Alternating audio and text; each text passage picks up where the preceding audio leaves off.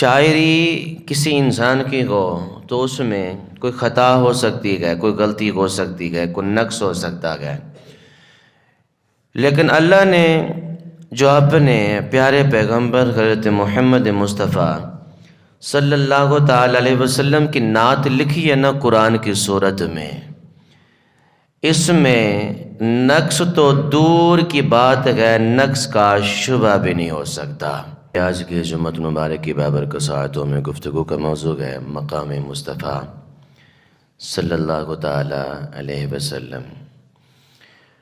یہ وہ عظیم مہینہ ہے جس مہینے کی نسبت حضور نبی کریم صلی اللہ تعالی علیہ وسلم کی جاگتے ہوئے لامکاں کی بلندیوں پر تشریف لے جا کر رب کا دیدار کرنے والی عظیم سعادت کے ساتھ یہ نسبت رکھنے والا مہینہ ہے، کیونکہ یہ وہ مہینہ ہے جس مہینے کے اندر اللہ رب العالمین لامکاں کی بلندیوں پر محبوب کو بلا کر محبوب کا مقام وہاں پر بھی بلند فرما دیا۔ اللہ رب العالمین نے پاک کلام کے اندر ارشاد فرمایا تلک الرسل فضلنا بعضهم علی بعض۔ رب فرماتا ہے یہ رسولوں کی برگزیدہ جماعت ہے، ہم نے بعض رسولوں کو بعض رسولوں پر فضیلت عطا فرمائی۔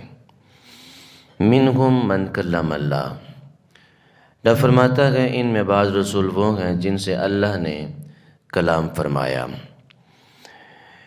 ورفع بعضهم درجات، اور ان میں بعضوں کو درجوں بلندیاں عطا فرمائیں۔ وآتینا عیسی ابن مریم البینات، اور ہم نے مریم کے بیٹے عیسیٰ علیہ السلام کو بینات روشن دلیلیں عطا فرمائیں۔ وَأَيَّدْنَاهُ بِرُوحِ الْقُدُسِ، اور ہم نے اس کی مدد فرمائی روح القدس کے ساتھ۔ پہلی بات تو یہ کہ اللہ رب العالمین نے 1,24,000 کم و بیش انبیاء کرام دنیا پہ مبعوث فرمائے۔ تمام انبیاء کرام عظمتوں والے، رفاعتوں والے، بلندیوں والے، مقامات رکھنے والے۔ کوئی نبی بھی ایسا نہیں جس کے اندر کوئی نقص ہو۔ اللہ رب العالمین نے فرمایا میرے سارے پیغمبر، میرے سارے نبی، میرے سارے رسول عظمتوں والے، رفاعتوں والے، شانوں والے ہیں، لیکن وجہ یہ ہے کہ میں نے ان میں بعضوں کو بعض پر فضیلت عطا فرما دی ہے۔ کچھ کی فضیلت اتنی ہے، کچھ کی اتنی ہے، کچھ کی اتنی ہے۔ درجہ بدرجہ اللہ نے انبیاء میں سے کچھ انبیاء کو فضیلتیں عطا فرمائیں۔ حضرات دی وقار، یہ رب کا کلام ہے۔